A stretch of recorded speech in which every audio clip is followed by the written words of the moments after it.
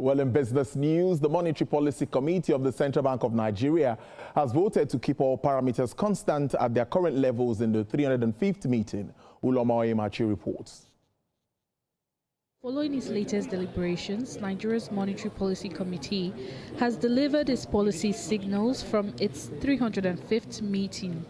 Some major updates from its meeting include: the monetary policy rate, MPR, was retained at 26.5%. Cash reserve ratio was retained at 45% for commercial banks and 16% for merchant banks, 75% for non-TSA public sector deposits. The standing facility corridors was retained at plus 50 to minus 450 basis points around the MPR. Enhancing with a record high of $49.49 billion for Nigeria's foreign external reserves, the CBN governor says the foreign exchange market must remain stable. Gross external reserve remained robust at $49.49 billion as of 15th of May 2026, compared with $48.35 billion at end of March 2026. To address public concerns surrounding bank complaints, Mr. Cardoso says the committee under the CBN Consumer Department is now meeting quarterly to see how they can improve services. Banks, as a rule, send multiplicity of advices. Perhaps there's a way that some of these things can be consolidated so that the customer can immediately tell what debit is for what. Turning to small and medium-term enterprises, the governor emphasized that driving the SME sector is not an exclusive mandate of the CBN. We're not there yet, but all I can say is that the willingness to ensure that more credit is directed at the SME sector is certainly increasing in leaps and bounds.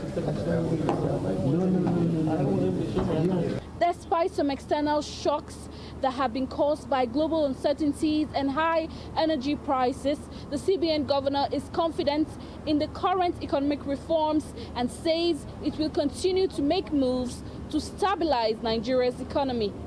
Uloma Oyemachi, TVC News, Abuja.